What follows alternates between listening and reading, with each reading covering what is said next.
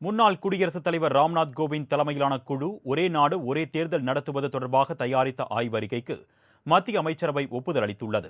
இதுகுறித்து அரசியல் கட்சி தலைவர்களின் கருத்துக்களை தற்பொழுது பார்க்கலாம். 100 நாட்களில் அவர்கள் ஆட்சி பொறுப்பேற்றவுடன் குறிப்பிடத்தக்க அளவுக்கு எதுவும் சொல்ல இயலாத காரணத்தினால் இதை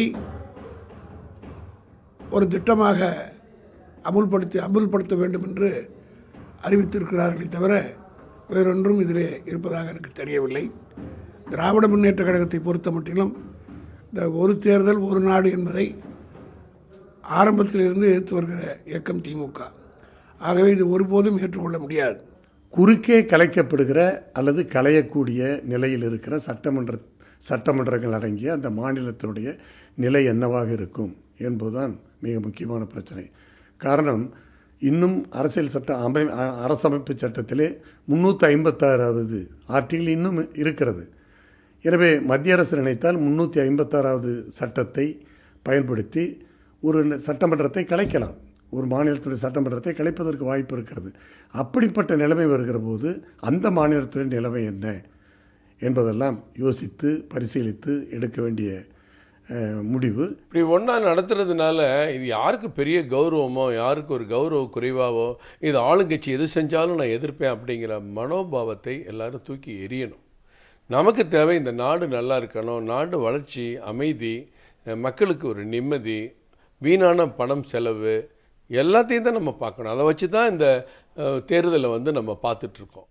இந்த தேர்தலை ஒரே நேரத்தில் நடத்தினா 1,00,000 கோடி 2024 செலவாயிருக்குன்னு வச்சுக்கோங்க. நாடாளுமன்ற தேர்தலில் இது மாநிலம் முழுவதும் சேர்த்து நடத்தும் போது அதே வாக்கு பதிவு எந்திரம், அதே வரிசை, அதே பள்ளிக்கூடம், அதே பூத்து, ஓட்டு மட்டும் 2 போட போகிறோம்.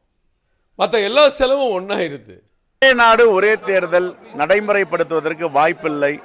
பாஜக அரசும் ஆர்எஸ்எஸும் அதை முயற்சி செய்கிறார்கள். ஒரு நாடு ஒரு தேர்தல், ஒரு அதிபர், ஒரு கொடி, ஒரு மொழி. ஆகையால் இதை இந்திய தேசிய மக்கள் ஒருபோதும் ஏற்றுக்கொள்ள மாட்டார்கள். இது புறக்கணிக்கப்படுவார்கள். இதில் மிகப்பெரிய தோல்வியை எப்படி 3 புதிய வேளாண்மை திருத்த சட்டத்தை நடைமுறைப்படுத்த வேண்டும் துடித்து தோல்வி அடைந்தார்களோ அதே போன்று இதிலும் தோல்வி அடைவார்கள். பாஜகவே பல மாநில அரசுகளை கவிழ்த்திருக்காங்க, பல மாநில அரசுகளை கலைச்சிருக்காங்க, பல மாநில அரசுகளை எம்எல்ஏக்களை விலைக்கு வாங்கி அவங்க இது பண்ணியிருக்காங்க. அப்படி இருக்கிற போது ஒரே நாடு ஒரே தேர்தல், இப்போ ஒரு தேர்தல், இப்போ 26 ஒரு தேர்தல் நடக்குது அப்படி வச்சுக்குவோம். அப்படின்னா 31 வரைக்கும் இடையில் ஒரு மத்திய அரசு கவிழ்ந்து போனால் என்ன பண்ணுறது, கலைஞ்சு போனால் என்ன பண்ணுறது, மாநில அரசுகள் கலைஞ்சு போனால் என்ன பண்ணுறது? அப்படின்னா 5 வருஷம் வரைக்கும் காத்துக்கிட்டு ஜனாதிபதி ஆட்சியிலே இருக்க முடியுமா? ஆகவே அது முழுக்க நடைமுறைக்கு சாத்தியமில்லாத ஒரு ஜனநாயக விரோதமான, மக்கள் தான் மக்களால் ஆண்டு கொள்ள வேண்டும் என்கிற அந்த தத்துவத்துக்கே விரோதமான ஒரு திட்டம் தான் அந்த ஒரே நாடு ஒரே தேர்தல் திட்டம். ஒரே நாடு ஒரே தேர்தல் என்கிற நோக்கம் என்பது ஆர்எஸ்எஸ்னுடைய அஜெண்டா. இது பாரதிய ஜனதா கட்சி ஆட்சியில் இருக்கலாம், பாரதிய ஜனதா கட்சியினுடைய ஆட்சியை வழிநடத்துவது, வழிகாட்டுவது, ஆலோசனை கூறுவது அனைத்தும் ஆர்எஸ்எஸ் தான் என்பது ஒரு நாடறிந்த உண்மை. இது பின்னர் அதிபர் ஆட்சி முறையை எப்படி அமெரிக்காவில் இருக்கிறதோ அது போன்ற ஒரு ஆட்சி முறையை கொண்டு வருவதற்கான முன்னோட்டம்தான் இந்த திட்டம். ஒட்டுமொத்தமாக அரசியலமைப்பு சட்டத்திற்கு விரோதமாக, ஜனநாயகத்திற்கு விரோதமான முறையில் இது கொண்டு வரப்பட்டிருக்கிறது.